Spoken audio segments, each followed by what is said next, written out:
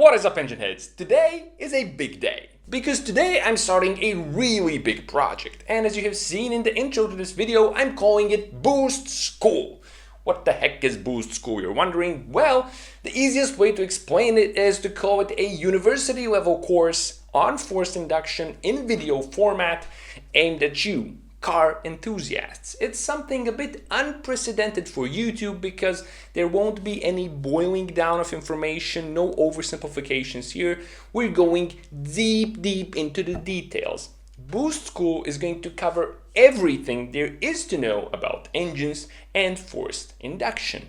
After watching it, if you paid attention, you should be able to build a boosted engine setup yourself properly. On top of that, you should be able to tune it and make the most of it yourself. If you don't want to build it and do it yourself, you will have full understanding of what your tuner is doing. This is going to be a giant video series that's probably going to cover 100 videos or more. So, pretty big. But of course, doing something like that by myself and making it all available for free would be impossible and really wouldn't make much sense. And as you have seen in the intro to this video, Boost School is made possible by, it's powered by AEM, a really cool company that makes really good performance electronics. And AEM and Boost go hand in hand because, let's face it, when it comes to modern boosted setups, what really makes power is the electronics. You could have the greatest turbo ever, the most advanced intake manifold, the most indestructible forged pistons, but you won't be able to make the most of all of that if you don't have the right electronics. You can have the best hardware, but if your software isn't on point, the hardware won't do its thing. On the flip side, really good performance electronics can even make a stockish, humble setup shine. And this is why AEM is the perfect partner for Boost School. On top of all of this, AEM makes products for every aspect of Boost. Water meth, wideband sensors, Boost controllers, you name it. AEM makes all of it, and it's all really good. And this is why AEM is going to perfectly complement all the different aspects of Boost that we will be covering in this video series.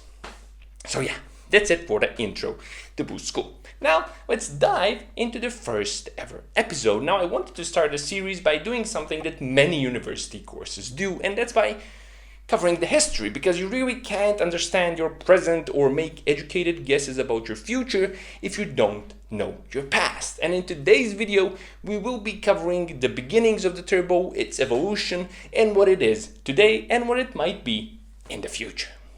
Now, the turbo is almost as old as the internal combustion engine itself. It began life in 1905 thanks to a patent by Swiss engineer Alfred Buchi. Mr. Buchi designed a radial engine with a turbo strapped to it. Now, back then they didn't really call it a turbo, but it really was a turbo. As Mr. Buchi described it, it was an exhaust-driven turbine with a compressor on a common shaft. Basically a turbo construction.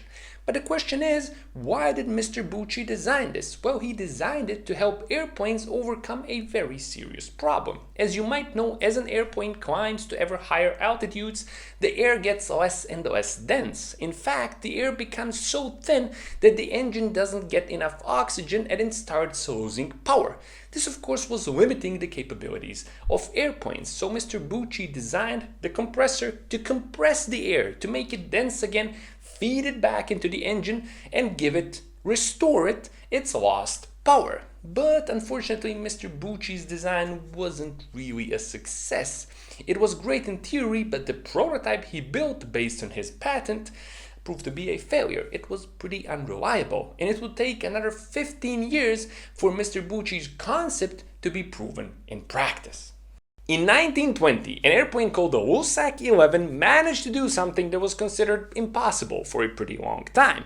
The Lusac 11 climbed to an altitude greater than 10,000 meters or 33,000 feet, and it did this by relying on turbo power. The Lusac 11 was actually a French design commissioned by the United States, and these airplanes never saw actual combat, but they did make history. The Lusac 11 had a V12 engine in it, which was built by the Packard car company, but more important than the engine itself was the fact that it was turbocharged. Funnily enough, they called it a turbo supercharger back then, but it was an actual turbo. It was built by the General Electric company, designed in their turbine design department, which was headed by Mr. Sanford Moss, and this was one of the first ever properly working turbos, and it managed to get the Lusac 11 above 10,000 meters. Now the experiment almost failed, and it almost got the pilot killed because the pilot's eyeballs froze at such a high altitude when he tried to change his oxygen supply tanks. Of course, he passed out, but fortunately he managed to regain his consciousness in the very last minutes and regain control of the airplane. And although he was temporarily blinded, he still managed to land the airplane successfully and prove that Mr. Buchi's idea was a good one. 5 years later, Mr. Buchi finally got his revenge on the turbo, when he successfully managed to install turbochargers on giant marine 10-cylinder diesel engines. These engines were then used by the German Ministry of Transport to power two very large passenger ships, the Preußen and the Hansestadt Danzig. Buchi's design was then licensed to a bunch of other manufacturers, and turbos quickly started appearing on trains, on other ships, and on large commercial stationary diesel engines. World War II turned out to be another great time to be a turbo, because many of the legendary airplanes of this era were turbocharged. Airplanes like the B-17 Flying Fortress, the B-24 Liberator, the P-38 Lightning, the P-47 Thunderbolt, the Focke-Wulf FW-190, and a bunch of other planes were all turbocharged. In fact, during World War II, General Electric and Ford together built more than 300,000 turbos. After World War II ended, car and truck manufacturers of the 50s finally started experimenting with installing turbos into their vehicles, and although many experiments were made, none were really successful and didn't lead to any sort of mass production. That is until 1962, when GM introduced the Oldsmobile Jetfire and the Chevrolet Corvair Monza Spider, the world's first turbocharged passenger cars. Although I personally think that both of these cars were pretty cool and unique, in the commercial sense they were failures. Their sales ended after just 1 year on the market. And this happened because these cars were pretty unreliable. Things were so bad, in fact, that Oldsmobile dealerships offered to remove the turbo system from the Jetfire free of charge. Also, the Jetfire is my personal favorite because it's very obvious the car was named by 6-year-old Transformers fans. I mean, the car was called Jetfire, the engine was called Turbo Rocket, and you needed to put in Turbo Rocket fluid into the engine, and you could buy this only from Oldsmobile dealerships, and without the Turbo Rocket fluid, the engine couldn't make its promised 215 horsepower.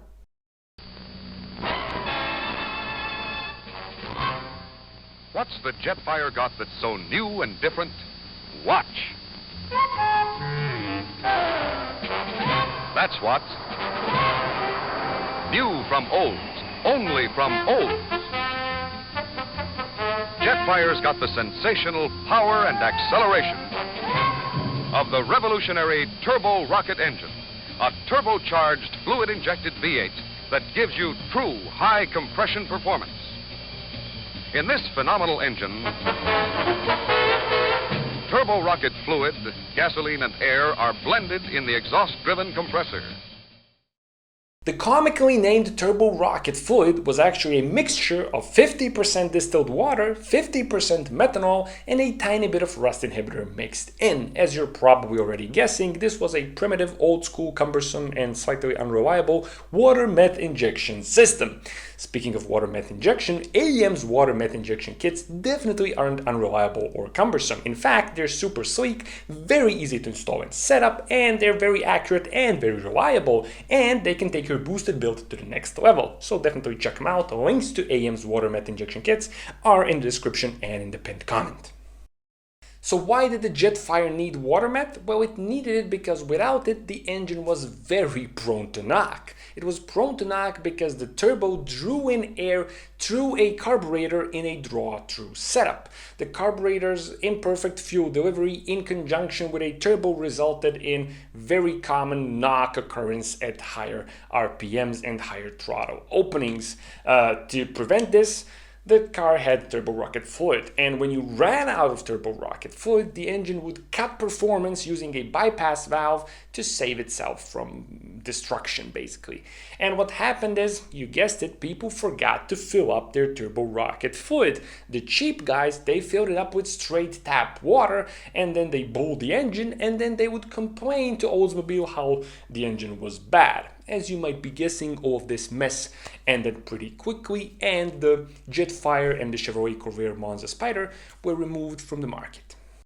Although you could say that the Jetfire and the Turbo Corvair failed in terms of their sales figure, they were still really important cars. They were pioneers of turbocharging, and they managed to demonstrate the advantages and the potential of turbocharging when it comes to power outputs, because after all, the Jetfire and the Corvair, the turbo versions, were a lot faster and a lot more powerful than their naturally aspirated siblings.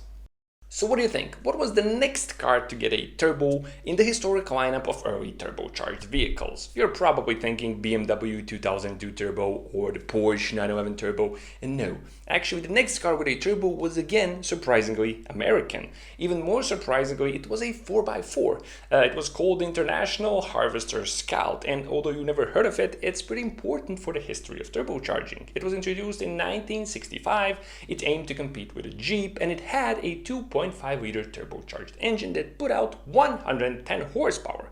And this made the Scout a pretty fast 4x4 for the times. In fact, you could even see it as a prototype of the modern-day luxury fast SUVs.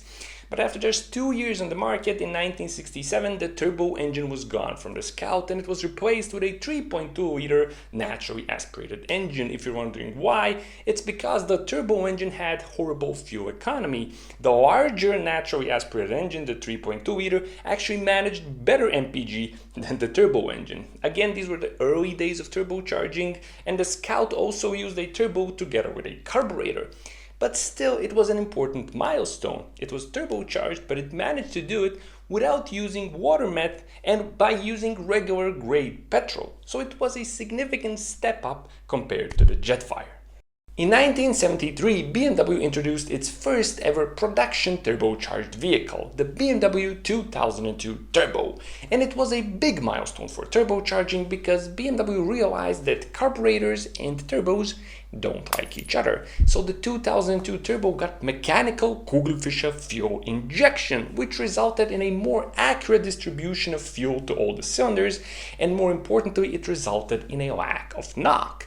Although the 2-liter engine put out 170 horsepower and made the 2002 Turbo a real pocket rocket of the 70s, it still suffered from massive turbo lag because the engine had to use a very low 6.9:1 compression ratio to prevent knock, and this was one of the reasons why it had such massive lag. But despite of this, it was a very fast and a very fun car.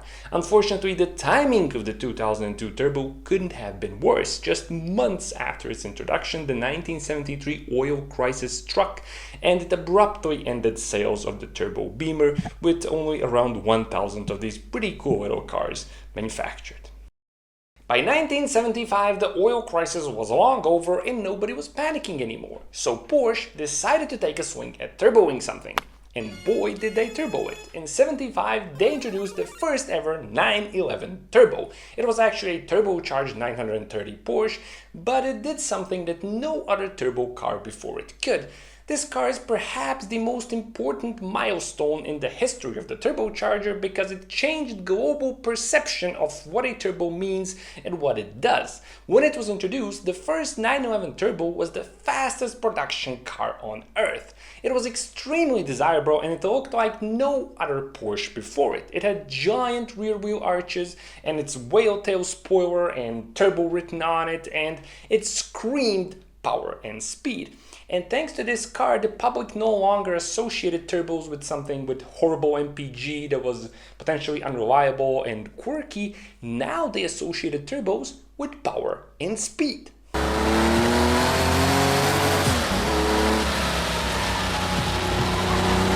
Together with Farrah Fawcett and Lamborghini Countach, the 911 Turbo ended up on the walls of many teenage rooms, but it wasn't a car without faults.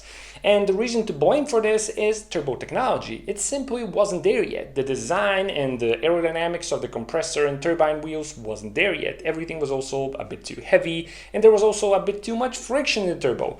So the 911 Turbo had a lot of turbo lag. Just like the BMW 2002 Turbo, it suffered from nothing. Oh my god, I can feel my eyeballs at the back of my skull. The turbo lag was really pronounced, and this, coupled with the rear-mounted engine of the 911 as well as the short wheelbase, meant that it was a very challenging car to drive. If you had your boost come in the wrong part of the corner, you were in trouble. In '78, the 911 Turbo got a big upgrade. The engine was enlarged from 3 liters to 3.3 liters. It was still a flat 6 with a single KKK turbocharger, but it got a really important addition. An intercooler, a rear-mounted air-to-air intercooler, demonstrated what an intercooler can do for a turbocharged engine because it helped increase power from 260 to 300 horsepower, making the Turbo 911 even faster and cementing the turbo in the future of Porsche and many other sports cars. 1 year before the 911's big upgrade in '77, Saab introduced the 99 Turbo, making turbo cars available to people that couldn't afford a Porsche. But 1 year later, again in '78, something more important happened because Mercedes debuted the first ever passenger car with a turbo diesel engine. It was called the Mercedes-Benz 300 SD, and it proved that turbos and diesel engines were a match made in heaven, because after all, you do not have to worry about knock on a diesel engine at all, and a turbo improves the performance of a diesel engine in every way. Another big thing happened in '78, the first ever turbocharged motorcycle. It was the Kawasaki Z1 RTC, and it was followed up by more turbo bikes. And although these were really cool bikes that screamed 80s design, turbos didn't remain popular in the world of motorcycles because simpler and lighter naturally aspirated engines were capable of offering the same or better performance, usually with better drivability. The 80s started out with a bang because in '81 Maserati decided that if one is good, then two must be better, and it introduced the first ever passenger car with 2 turbos on it. It was called the Maserati Biturbo, and the early versions still used a carburetor together with 2 turbos, so you can imagine how that didn't really work well, but the later versions of the car were pretty good, and it demonstrated how 2 turbos can do great stuff for an engine. So very soon many other car manufacturers followed and installed more than 1 turbo on their engines. In fact, we could call the 80s the beginning of the modern age of the turbocharger, because no longer was the turbo the oddball of the car world in the 80s. It was much more common, and finally the technology started evolving and improving as well. Turbos were becoming much better in the 80s, and many top-of-the-line flagship vehicles of many manufacturers around the world featured turbocharged engines. In '86, Porsche got its revenge on turbo lag when it premiered the 959, which featured the world's first sequential turbo system. It had 2 turbos. One was designed to spool at low RPM and the other would spool at higher RPM. So in theory, you would get both responsiveness and big power. And it worked. The 80s also saw the mass production premieres of very important innovative turbo technologies, such as variable geometry turbos and twin-scroll turbos, both designed to reduce the dreaded turbo lag. Variable geometry turbos were actually patented by Garrett way back in '53, but didn't see mass production use until the late 80s. One of the first cars to use a variable geometry turbo was the '88 Honda Legend, which used a water-cooled variable geometry turbo on its 2-liter V6 engine. Just 1 year later, in '89, the second generation of the Mazda RX-7 showed off twin-scroll technology, which helped reduce the lag and improve the responsiveness of its rotary engine. Japanese car manufacturers in fact proved to be massive fans of turbocharging, and throughout the 80s and the 90s they made many iconic engine designs that managed to prove that turbos could be made very reliable and that they could also make an engine smooth and civilized as well as very powerful.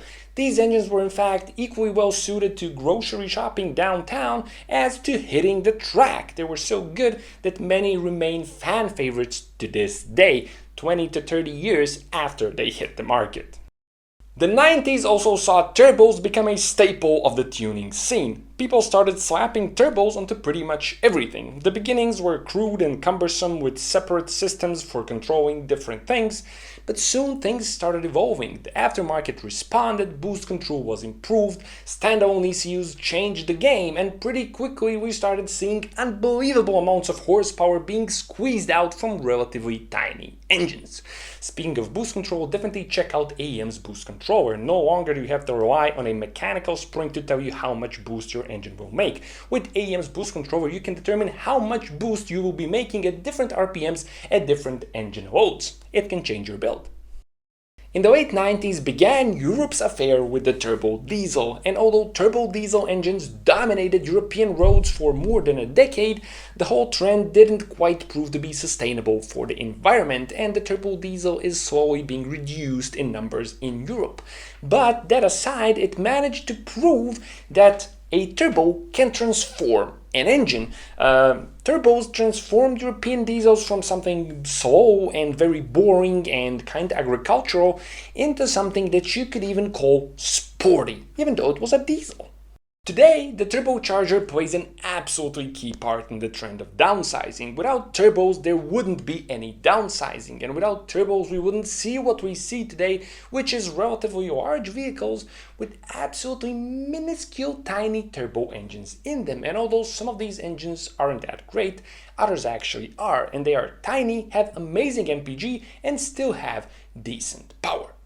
So what about the future? Well, with the increasing number of hybrid vehicles, many see the future of the turbo in the form of the e-turbo. It will be an absolutely integral part of the hybrid drivetrain, and it will have the ability to improve both the efficiency and the performance of a hybrid vehicle. It will also have the ability to create electricity for the hybrid drivetrain, and on top of that, by using electricity, it will have absolutely zero turbo lag. And there you have it, the turbo. Its past, its present, and maybe its future. What is evident is that the turbo is here to stay. It's going nowhere because it is one of the biggest innovations when it comes to internal combustion engines. So that's pretty much it for today's video. I hope you enjoyed that. I hope you found it useful and informative. As always, thanks a lot for watching, and I'll be seeing you soon with more fun and useful stuff on D4A's Boost School.